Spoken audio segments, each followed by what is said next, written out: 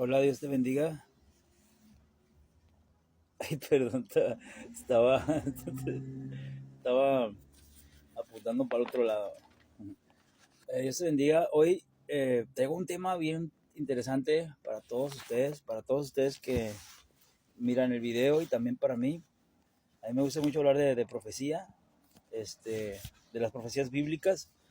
¿Sabes que es bien bonito hablar de la profecía? La profecía te activa muchas cosas en tu vida cristiana.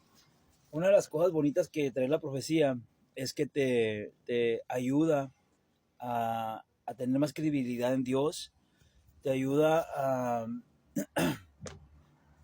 darte cuenta de que lo que Dios hace se cumple, de que Dios es veraz, de que Dios no miente. Te ayuda a entender, sobre todo te ayuda porque la profecía es como un condimento bien rico para las personas que les gusta estudiar la Biblia. Las personas que les gusta estudiar la Biblia me van a entender. La Biblia a veces compara la palabra de Dios con la comida. Y cuando alguien te prepara un platillo bien rico y tú dices, a mí me gusta mucho echarle esto a esta comida, ¿no? Me gusta mucho esta salsa, me gusta mucho este, lo que quiera que sea, ¿no? Que tú le eches a tu comida. La profecía es uno de los condimentos más ricos que tiene la palabra de Dios.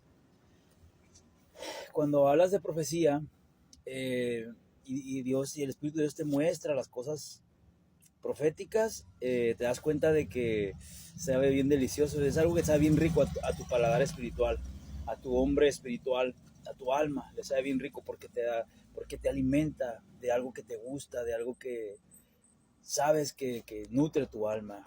Así es la profecía, es algo bien bonito. Yo no soy un profeta, no existen los profetas como tal, como existían antes. Existe el don de profecía, que es muy diferente. Pero bueno, no es muy diferente, todo proviene del mismo espíritu, pero es diferente en cuanto a nosotras las personas. Es un método diferente, cómo se utiliza la profecía, ¿verdad? La profecía hoy existe como don porque fue prometido en el Antiguo Testamento, en Malaquías, ¿verdad? El Señor dijo, y en aquel día dice, derramaré de mi espíritu, ¿verdad? Sobre toda carne, y vuestros hijos y vuestras hijas profetizarán. Y cuando comienza a cumplirse en el día de Pentecostés. Cuando las personas empezaron a hablar lenguas, dice que hablaban las maravillas de Dios. Y dice que el apóstol Pedro se levantó y dijo, porque así está escrito. Eh, porque esto es para que se cumpla lo que dijo el profeta cuando dijo, y cita aquella escritura, vuestros hijos y vuestras hijas profetizarán. ¿Por qué? Porque en ese momento vino el Espíritu Santo y las personas que recibieron el Espíritu Santo comenzaron a profetizar. Comenzaron a profetizar. Por eso dice, vuestros hijos y vuestras hijas profetizarán. Recibieron el don, recibieron el Espíritu Santo y como tanto el don se empezó a manifestar profetizando. Y se estaba dando cumplimiento a aquella promesa que se hizo en el Antiguo Testamento, era la promesa de recibir el bautismo del Espíritu Santo. Se manifestó de esa manera.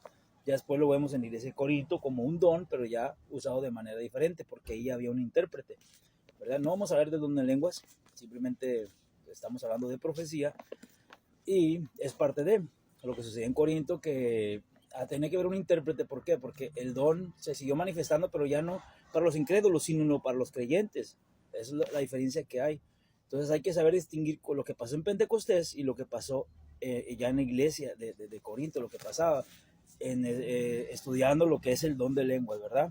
En Pentecostés no había intérprete porque las personas que, que escuchaban eran incrédulas, no había intérprete. En la iglesia de Corinto eran iglesias que se hablaban ya como dentro de la iglesia y tenía que haber un intérprete. ¿Por qué? Para que se interpretara aquello que decían las personas que tenían el don del Espíritu Santo, ¿verdad? Es diferente, hay que saber diferenciar. Es el mismo espíritu, pero como dice 1 Corintios 12, es el mismo espíritu, pero son diferentes. ¿Cómo dice? Mira, déjame para no inventar nada. Déjame ver cómo dice. Y eso es clave. Cuando se estudia el don de lenguas, ¿ves por qué me gusta predicar? Me gusta, perdón, a enseñar así sin estudiar, porque salen cosas que ni siquiera tienes planeado hablar, pero salen y tú mismo vas aprendiendo, te vas nutriendo. Por eso es que les digo que a mí no me gusta estudiar antes de hacer videos. Me gusta que las cosas vayan saliendo, porque yo también aprendo. Mira lo que dice, hay diversidad, dice, ahora bien, hay diversidad de dones, pero el espíritu es el mismo espíritu que usaba los profetas, es el mismo espíritu de Dios que usa a las personas con las que se manifiesta el don. Y hay diversidad de ministerios, pero el Señor es el mismo. Y ahí el verso 6 es la clave. Y hay diversidad de operaciones, o sea que hay diversidad de operaciones, quiere decir la manera en la que se manifiesta el don. Hay diversidad de operaciones. En Corintios se manifestó de una manera, se manifestaba de una manera, y en Hechos se manifestó de otra, pero es el mismo don.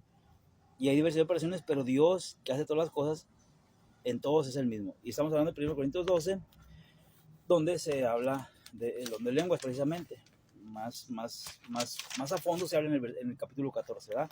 Pero bueno, no es el tema del que vamos a hablar hoy, estrictamente las lenguas, sino es que las lenguas se empezaron a hablar allá en el tiempo de Babilonia. Ahí fue donde descendieron, porque por eso, mira, digo que no vamos a hablar de lenguas, pero este tema es tan interesante que me emociona. Las lenguas comenzaron a hablarse en Babilonia, es la tierra de Babel, la tierra de las lenguas. Allá fue donde las personas, los hombres, recibieron el don de lenguas. Si tú investigas aquí en la tierra quién inventó las lenguas, te vas a dar cuenta que no existe una respuesta a quién inventó los idiomas, porque ningún ser humano tiene la capacidad para inventar un idioma. Los idiomas no son humanos, los idiomas son de ángeles. Por eso Daniel miró una mano allá en Babilonia que escribía, era la mano de un ángel, y nadie sabía su interpretación, nadie sabía lo que significaba, porque los idiomas provienen de los ángeles. Y se dieron allá en Babilonia, allá en Génesis capítulo 11, cuando estaban edificando una torre, y ahí fue donde Dios detuvo la obra por medio de confundirlos, y ahí fue donde le dio por primera vez al hombre las lenguas, ¿verdad? En Pentecostés sucedió algo similar, pero diferente operación. ¿Qué fue lo que pasó? Que estaba la iglesia reunida y Dios vino su espíritu y bautizó a las personas y les dio, por segunda vez, se puede decir, les dio el don de hablar en otras lenguas, ¿verdad? Les regaló las lenguas. Entonces las lenguas no son terrenales, las lenguas provienen del cielo.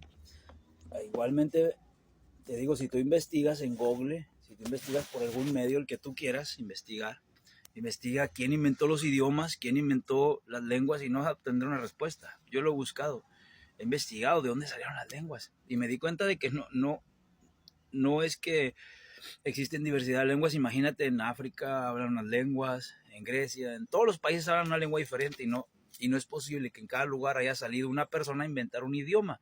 No es así como surgieron las lenguas. Las lenguas surgieron por medio de una visitación que vino y le regaló al ser humano el don de lenguas, ¿verdad? Le regaló el don de lenguas, de hablar. Y de ahí es de que se derivan los idiomas. Pero bueno, vamos a hablar de profecía. Quiero hablarte un poquito, hermano, primeramente mediante la misericordia de Dios, ¿verdad? Quiero hablarte acerca de una profecía que está escrita en el libro de Apocalipsis, el capítulo 17, y te quiero dar una interpretación. Te quiero dar una interpretación que Dios me regaló, que Dios a mí me regaló. Digo, porque esta interpretación no la has escuchado nunca. Estoy seguro que nunca la has escuchado. De hecho, muchos van a estar en contra de mí, pero pues a mí no me interesa porque es la palabra de Dios. De mí pueden decir lo que se les antoje, a mí no me importa. Feo, guapo, bonito, malo, gordo, a mí no me interesa lo que hablen de mí. Yo no importo para nada, ¿verdad? Lo que importa es la palabra de Dios. Lo que sí me importa es que estudies la palabra de Dios. Lo que sí me importa es que en aquel día, cuando se dé el juicio, hermano, tú seas escrito en el libro de la vida y tú seas salvo. Lo que sí me importa es que esta palabra bonita, esta palabra de Dios, llegue a tu vida, te alcance, te salve como me salvó a mí. Porque yo era un drogadicto. Yo era un hombre muy peleonero, era un hombre muy grosero. Maltrataba mucho a mi esposa, maltrataba mucho a las personas. Pero Dios me ha cambiado, hermano, Dios me ha cambiado mi corazón. Hoy me gozo estudiando su palabra, hoy me gozo. Amo a mi esposa, yo amo a mi esposa, la amo, la cuido, a mis hijos los amo. Les he pedido perdón, a ella le he pedido perdón, y si pudiera le pido perdón a las personas que dañé, ¿me entiendes? Pero Dios cambia las vidas, Dios cambia tu manera de pensar, Dios cambia tu manera de vivir. Y yo pues estoy agradecido con el Señor, yo estoy muy agradecido con el Señor. Por eso te digo que lo que digan de una persona no interesa. La palabra es lo que interesa. Tu alma es lo que interesa, tu alma, ¿verdad? Mira lo que dice te voy a dar una interpretación de Apocalipsis 17, hermanos, pero si te llena tu corazón, tómala para ti. Si no te llena, no te gusta, simplemente pues déjala pasar. Pero mira, yo lo he entendido mediante la misericordia y la gracia de Dios, que esta interpretación es así. El libro de Apocalipsis, te voy a dar un resumen. El capítulo 17 habla de una mujer que está montada sobre una bestia. Y mira lo interesante de la profecía. Te voy a decir algo que siempre digo. Juan escribió en el año 95 aproximadamente el libro de Apocalipsis, y él miró una mujer montada sobre una bestia y se quedó asombrado. ¿Sabes por qué se quedó asombrado? Porque una mujer, que es una iglesia, que Juan entiende que es una iglesia, una iglesia jamás había tomado partido en el gobierno del mundo, jamás. Siempre los gobiernos del mundo, la Biblia los interpreta como una bestia, ¿verdad? Egipto, Asiria, y luego ya empieza a interpretar a Babilonia como un león, ¿verdad? De Babilonia sigue Medo-Persia, ¿verdad? Como un oso, y después Grecia como un leopardo, y después Roma, ¿verdad? No lo define como un animal, pero simplemente en Apocalipsis vemos que lo define como una bestia, un animal. O sea, no tiene una definición como tal animal, como un oso, un perro, un gato, o lo que sea, pero tiene es un animal, es una bestia, algo bestial, como el dragón, una bestia, ¿verdad? Son gobiernos que no son de Dios, pero son gobiernos existentes. Entonces, cuando el ángel le muestra a Juan lo que pasa en Apocalipsis, en Apocalipsis 17 nos cuenta, Juan está en la isla de Patmos, pero Juan es llevado por el Espíritu al desierto, a un desierto donde había agua, por supuesto, porque la bestia surge del abismo, y el abismo está en el fondo del mar, en lo más profundo del mar, ahí es el abismo. Ahí es donde fue llevado Jonás, y dice, descendí a los cimientos de la tierra, descendí al abismo, dice Jonás, perdón, ¿verdad? Entonces, Juan es llevado, así como fue llevado Ezequiel. ¿Te acuerdas que dice Ezequiel que el Espíritu lo tomó por las grejas de su cabeza? Él sí tenía pelo, Ezequiel, ¿verdad? No como yo. Entonces dice que el Espíritu lo toma por las grejas de su cabeza y lo lleva hasta Jerusalén y le empieza a mostrar las atrocidades que se hacían en el templo. El Espíritu le empieza a mostrar a Ezequiel las atrocidades que se hacían en Jerusalén. Y dice, ven y te mostraré cosas peores, pero lo llevó de esa manera, porque cuando hablas de profetas, hermano, hablas de cosas sobrenaturales. Dios se mueve con los profetas de una manera muy sobrenatural y muy especial, que nosotros se nos puede hacer algo que no existe o algo que no entendemos. Pero así es la profecía. Y así pasa con todos los libros. Mira, te decía que Juan escribió el libro de Apocalipsis en el año 95. Y resulta que él habló de este gobierno de esta mujer, que vamos a leer ahorita en Apocalipsis 17, que reinó, que está gobernando y está encima de una bestia. Hasta este momento Juan entiende que una bestia esté gobernando es normal, es algo normal. Ya es un idioma bíblico, un lenguaje bíblico, pero que una iglesia esté montada sobre él es increíble para Juan. Y dice Juan, ¿cómo es posible? Bueno, Juan se asombra. Dice, ¿cómo es que una iglesia va a tomar gobierno en el mundo? Se supone que así va a ser, pero va a ser en el milenio, en el gobierno de Dios, ¿verdad? Pero antes de eso se manifiesta una mujer, una iglesia gobernando en el mundo, montada sobre una bestia. Eso es lo que significa montada sobre una bestia. Que la mujer va a tener gobierno, va a tener las riendas del gobierno mundial que va a existir en ese tiempo. Y ¿sabes qué, hermano? Eso lo escribió Juan en el año 95. Hoy lo estamos viviendo en nuestros días, no en su apogeo, porque la iglesia católica romana papal, que fue es la interpretación de lo que Juan miró, va en declive, viene en declive. Pero en aquel tiempo, en el año 95, todavía no existía, ni siquiera nadie se imaginaba que iba a existir, y Dios lo escribió. Entonces tú tienes que entender que cuando lees la profecía estás hablando de algo que es verdad, de algo que es real. Dios ha anticipado muchas cosas desde mucho tiempo antes. Dios anticipó la traición de Judas, Dios anticipó el reino de Roma, Dios anticipó el reino de Grecia, Dios anticipó muchos reinos antes de que existieran. Dios anticipó cómo Ciro iba a darles permiso a los judíos para ir a reconstruir el templo. Dios lo anticipó antes de que Ciro naciera. Ciro todavía ni nacía, ¿verdad? Claro, hay quienes se oponen y sacan sus argumentos, pero esos argumentos, mira, simplemente con saber de que Juan escribió acerca de este gobierno, esta mujer, te puedes dar cuenta de que no son, ni modo que digan que Juan escribió el Apocalipsis en el año 500, ¿verdad? Puede ser posible porque cuando quieren contradecir algo sacan cada barbaridad. Puede ser que alguien diga, no, sí, Juan escribió en el año 500 y todos, con tal de contradecir a Dios, son capaces de inventar cualquier cosa. Pero nosotros no somos ningunos tontos o ningunas personas que nos dejemos llevar por el odio, por el rencor o por la morbosidad, ¿verdad? Creemos fielmente en Dios, sabemos que Dios es real, sabemos que Dios es veraz, ¿verdad? Y una de sus ramas es la profecía. Y vamos a ver ahorita lo que dice Apocalipsis 17, mira. Entonces Apocalipsis 17 habla de esta mujer. Y ahorita, hermano, en este momento te voy a dar una palabra, algo bien interesante que tú tienes que saber cuando interpretas las profecías. Mira, no quiero que me vayas a tomar a mal. No quiero que vayas a pensar que yo me siento que me la sé de todas, o que me siento el muy sabio.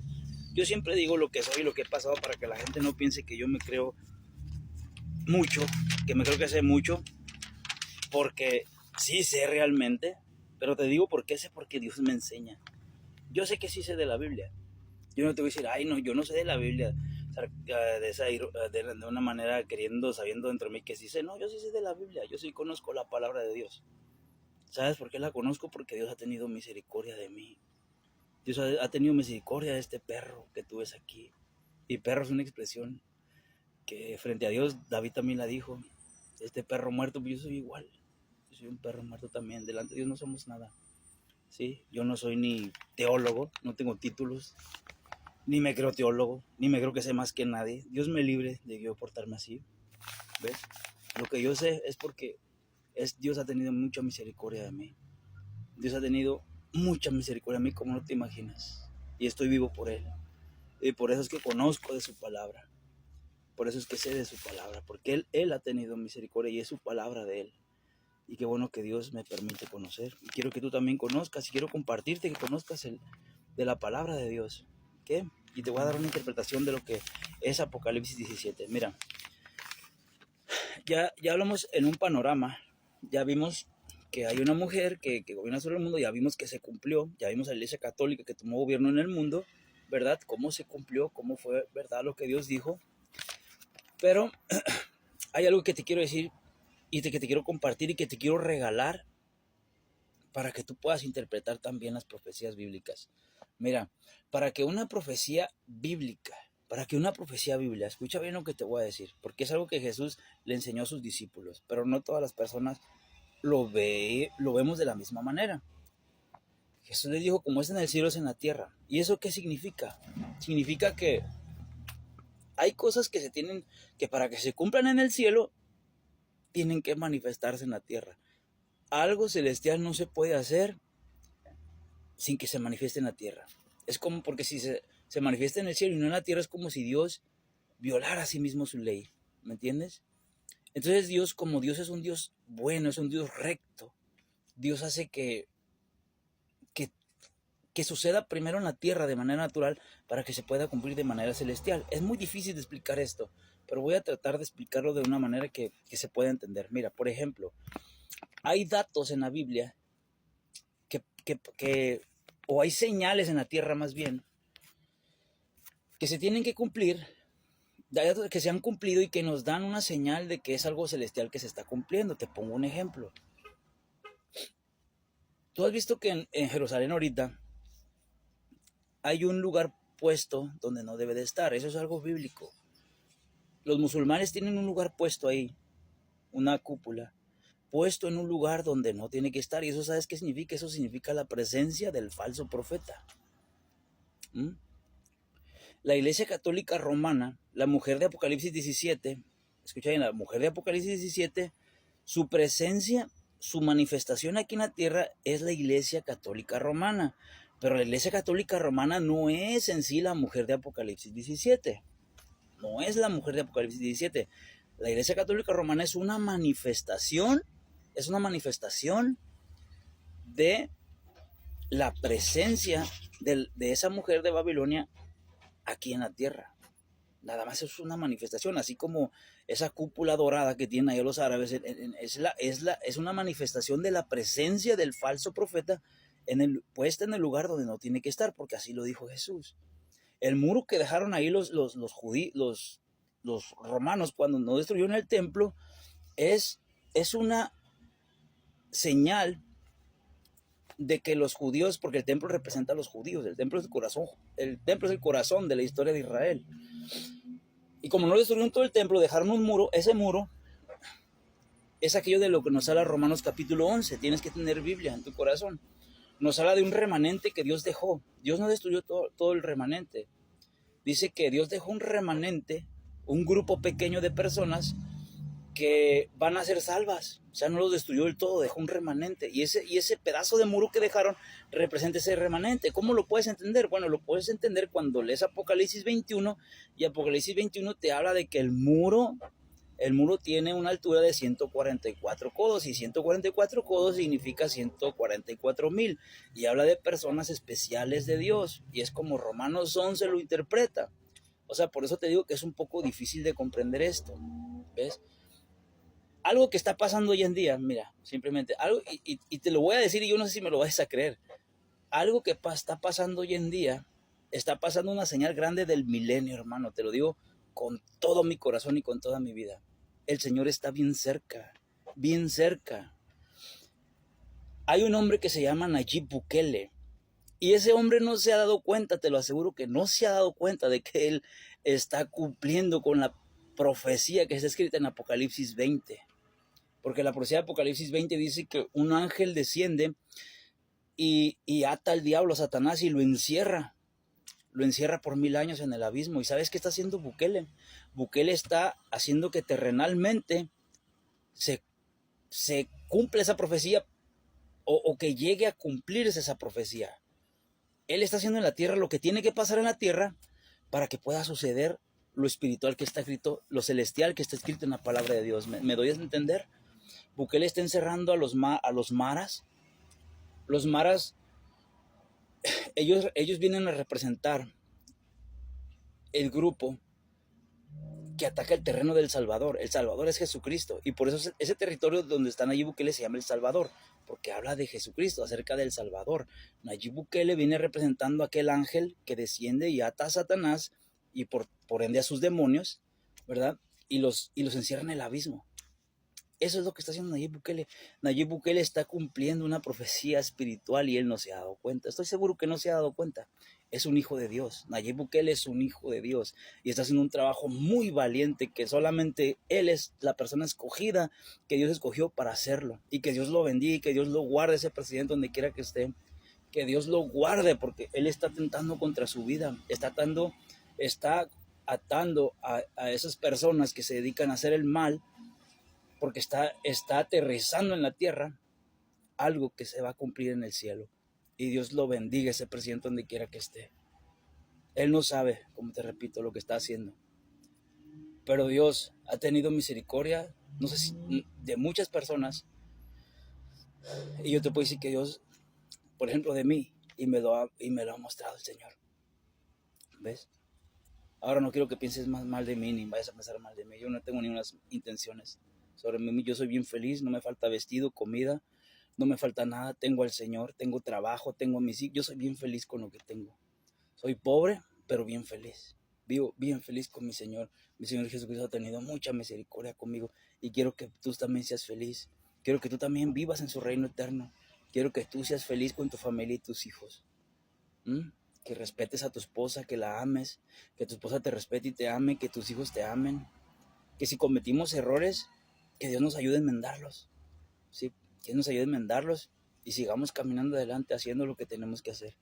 El bien. Ya me está aterrizando el calor, ¿verdad? Oh, ok, mira. ¿Sabes por qué? En 1948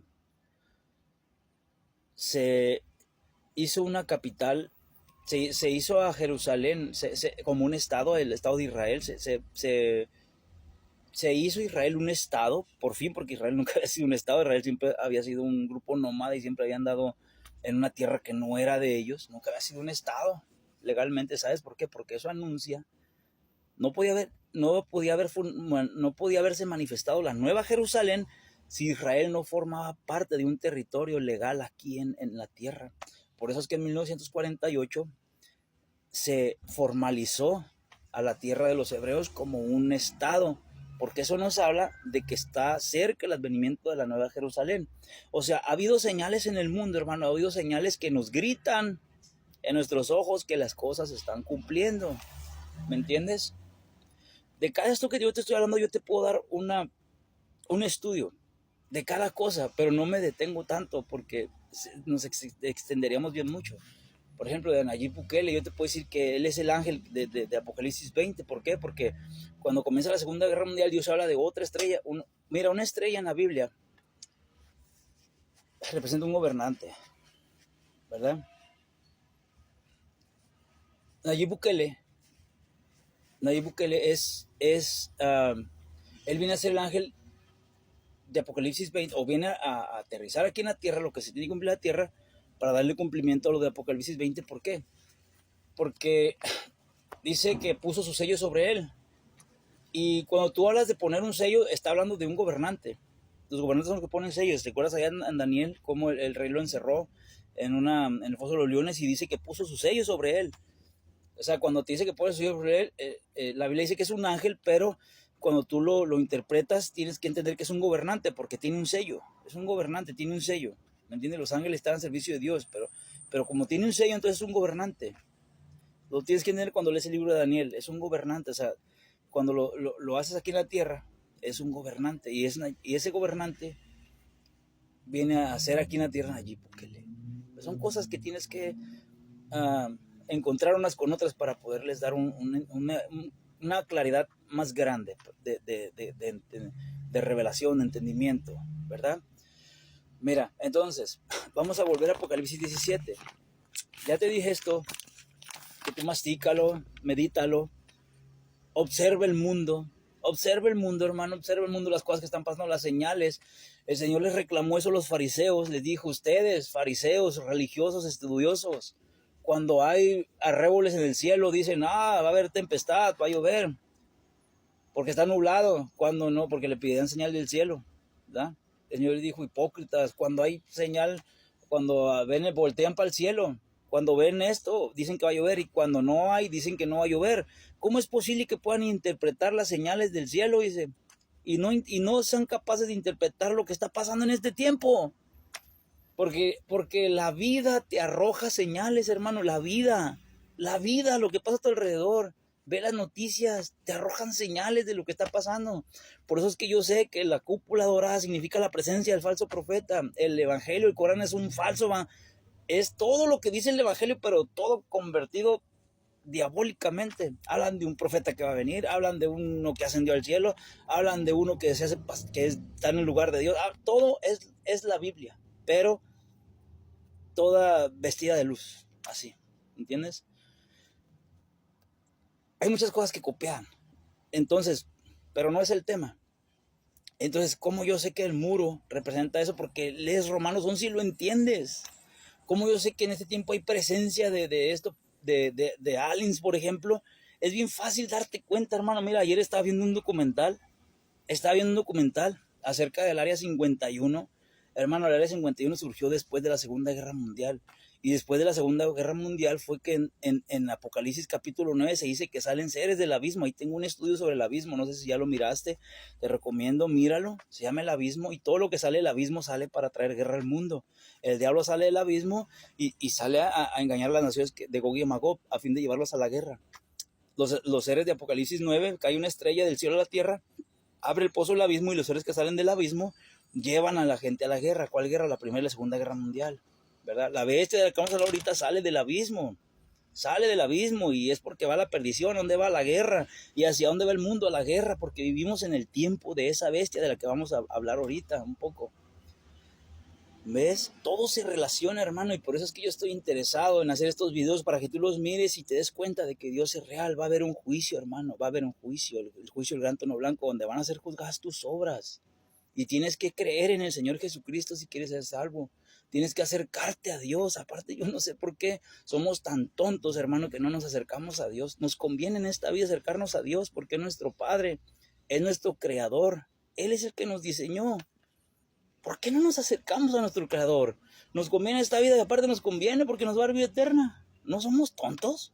Andamos por ahí sin Dios, todos atarantados, hermanos. Y andaba yo todo atarantado, escuchando voces y dejándome guiar, que para allá, que tu esposa te engaña, que esto, que el vecino te quiere golpear, que ve, ajérale, que ve, pégale, que entiérrale esto, que entiérrale aquello. Hermano, todo tonto andaba.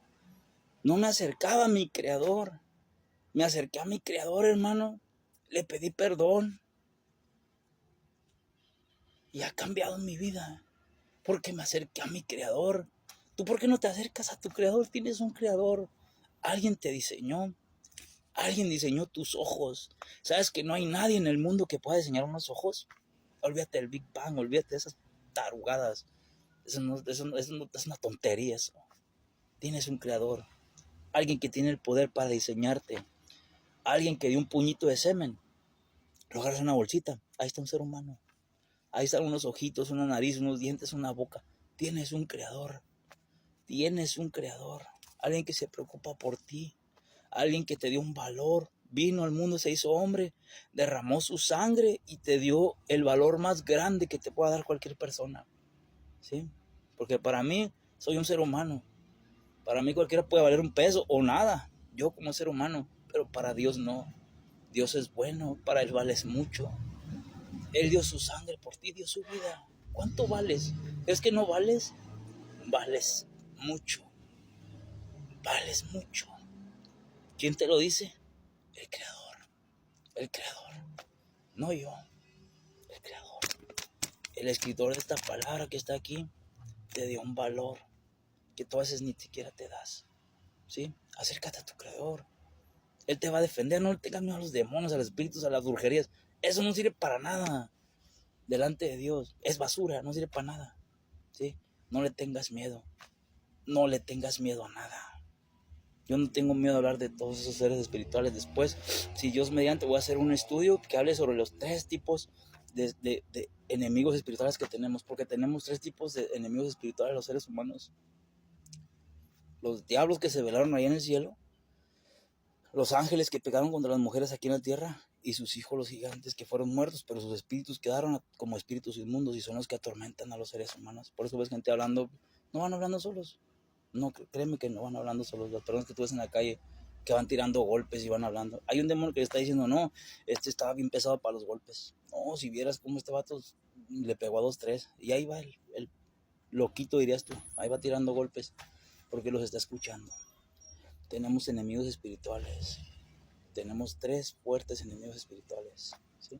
Después, si Dios quiere, vamos a hacer un video hablando sobre eso. Y bueno, vamos rápido a ver porque ya se nos está pasando el tiempo. Vamos rápido a la interpretación de Apocalipsis 17. Mira, en Apocalipsis 17 aparecen 2 gobiernos, 3 tipos de gobiernos. El gobierno, bueno, aparecen más bien varios gobiernos. Porque de eso trata el libro de Apocalipsis. Mira, podemos hablar de miles de cosas. Habla sobre el reino de Dios, sobre el gobierno de la bestia, el gobierno de la mujer, el gobierno de los 10 cuernos, el gobierno de las 7 cabezas. O sea, el libro de Apocalipsis, uno de sus temas principales, es el tema que vino publicando el Señor Jesucristo. Acercados porque el reino, o sea, el tema del reino, hermano, es un tema bien fuerte, bien interesante y bien importante. Esa es la palabra, importante. Porque se trata del reino, se trata del gobierno de Dios, que fue atacado por otro reino espiritual, y ha sufrido violencia, y por eso es que hay reinos, y no solamente Dios es el que reina, sino que hay otros reinos, ¿me entiendes?, de bestias. O sea, el reino, hablar del reino es conocer el contexto de lo que está pasando en la humanidad, es conocer el contexto de por qué esto, por qué aquello, por qué pasan esas cosas, por qué pasan aquello. A veces quieren echar la culpa a Dios. No, es que Dios no es el único que reina, reinan otros seres, que no debe de ser. Todo eso es lo que ha venido Dios componiendo por medio del sacrificio de su Hijo y por medio del tiempo. Dios ha venido componiendo todo eso y lo va a componer, ¿entiendes? Entonces en Apocalipsis 17 sucede algo, aparecen varios reinos, el reino de la mujer montada sobre la bestia, y Esta bestia tiene 7 cabezas y 10 cuernos. Rápidamente, esta bestia, que la mujer, ya dijimos que es una manifestación, que la Iglesia Católica es una manifestación de la bestia. Muchos interpretan que la bestia es, que la Iglesia, que la mujer, esa es la Iglesia Católica rotundamente, porque dice que la bestia tiene 7 cabezas y que Roma está sobre 7 colinas, y son 7 montes, dice. La bestia que tiene 7 cabezas y son 7 montes, pero resulta que hay 2 tipos de gobierno. La mujer sí representa a la iglesia, pero la bestia no. La bestia es un imperio común, como los que han existido antes, de bestias, de otras bestias. Entonces la bestia es la que tiene las cabezas, los siete montes. Se dice la interpretación bíblica, son 7 cabezas y son 7 montes. Entonces no puedes decir que la iglesia, que es la mujer, es Roma, porque Roma está sobre 7 montes, sobre 7 colinas, porque no cuadra. O sea, en la profecía tienes que ser que cuadre, tiene que cuadrar, porque si no cuadra, entonces no es buena la interpretación, ¿verdad?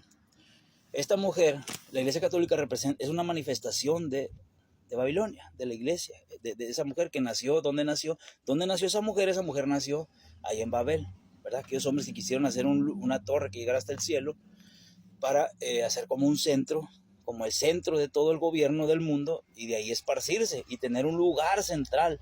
O sea, quisieron hacer como lo que va a ser la Nueva Jerusalén. Por eso es que se relaciona lo que pasó en Pentecostés con lo que pasó en Babilonia. Se relaciona porque tienen que ver, ¿sí?